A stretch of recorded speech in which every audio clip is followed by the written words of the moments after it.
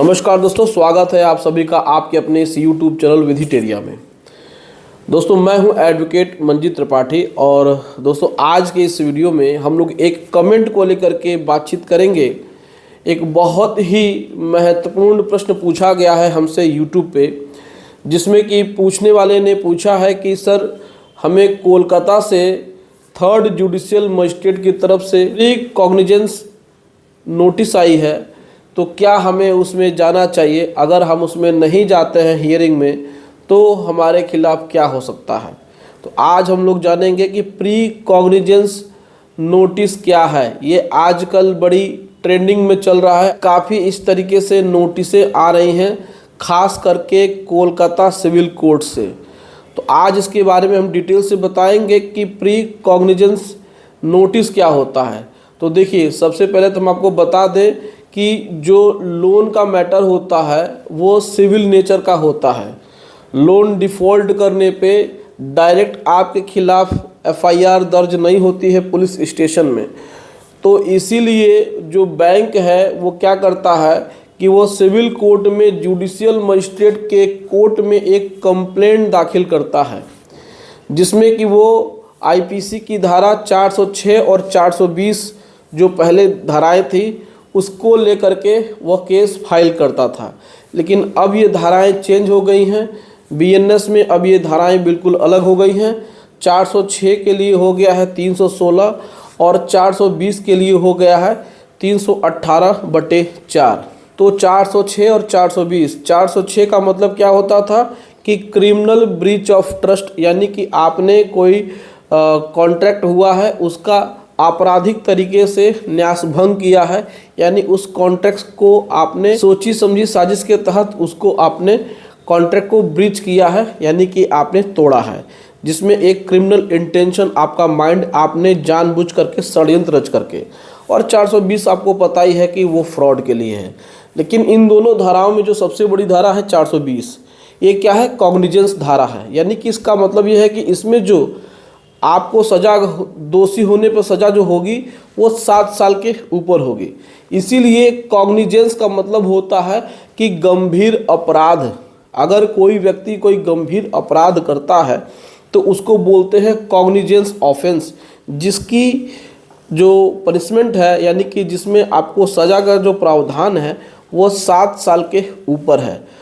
उसके बाद जो होता है वो नॉन कॉग्निजेंस होता है, जिसमें कि 3 साल मैक्सिमम सज़ा होती है, तो वो नॉन कॉग्निजेंस की श्रेणी में आता है। अब हम बात करते हैं कि आपको प्री कॉग्निजेंस की नोटिस क्यों भेजी जाती है कोलकाता जुडिशियल मजिस्ट्रेट की तरफ से। अब बैंक ने तो आपके खिलाफ कंप्लेंट दर्ज करा दिया, लेकिन मजिस्ट्रेट ये चाहते हैं कि आप भी अपनी बातें कहें कोर्ट में आकर के। आपको सुनवाई का मौका दिया जा रहा है कि आपके खिलाफ 420, 406 में, यानी कि 316, 318/4 बीएनएस की धारा में कोई भी एक बड़ा अपराध के तहत कार्रवाई करने से पहले आपको मौका दिया जाए। इसीलिए प्री कॉग्निजेंस की नोटिस आपको आ रही है। अब इसमें क्या करना है कि आपको जाना चाहिए कि नहीं जाना चाहिए। अब देखिए क्या है कि जब बैंक ने ये कंप्लेंट फाइल किया है, आपके खिलाफ आरोप लगा दिए हैं, तो आपको अपना डिफेंस करना होगा, आपको अपना बचाव करना होगा अपने काउंसिल के थ्रू। यानी आपको अपना एडवोकेट रख करके वहाँ पर खुद को निर्दोष साबित करना होगा कि बैंक के द्वारा जो कंप्लेंट फाइल की गई है, हमारे ऊपर जो धोखाधड़ी की बात की जा रही है, क्रिमिनल ब्रीच ऑफ ट्रस्ट की बात की जा रही है, ये बिल्कुल निराधार है, बेसलेस है। ऐसी कोई भी बात सच नहीं है जो बैंक के द्वारा कंप्लेंट में कही गई है। आप पूरी तरीके से निर्दोष हैं।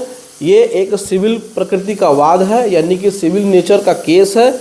मैंने लोन लिया था, मैंने कुछ इसमें ईएमआई जमा करी है और कुछ ईएमआई में आर्थिक तंगी के कारण, यानी कि फाइनेंशियल कंडीशन के कारण हमारी फाइनेंशियल सिचुएशन अच्छी नहीं थी, जॉबलेस हो गए थे, बिजनेस में लॉस हो गया था, जिसकी वजह से मैं बाकी की ईएमआई नहीं दे पाया। लेकिन मैं एक एफिडेविट देना चाहता हूं इस कोर्ट में कि मैं अपने लोन का सेटलमेंट चाहता हूं। तो हमारे लोन के इस मामले को सिविल कोर्ट से उठा करके लोक अदालत में भेज दिया जाए, जहां पर हमारा और बैंक के बीच में एक मीडिएशन हो सके और हम सेटलमेंट कर सकें, यानी कि हमें एक सेटलमेंट का अवसर देना चाहिए। तो इस प्रकार से आपको अपना लीगल डिफेंस वहाँ पे करना चाहिए, आपको ज़रूर अपीयर होना चाहिए। नहीं आप अपीयर होंगे तो फिर ये माना जाएगा कि कोर्ट की नोटिस के बावजूद भी आप वहाँ पे नहीं गए, इसलिए जो बैंक ने एलिगेशंस आपके ऊपर लगाए हैं वो सही हैं। उन एलिगेशंस के आधार पे फिर आपके खिलाफ अग्रिम विधिक कार्रवाई यानी कि जो भी आगे लीगल एक्शन है वो लिया जाएगा। फिर आपको एक वारंट इशू होगा, आप वारंट पे भी नहीं जाएंगे तो फिर नॉन बेलेबल वारंट इशू हो जाएगा।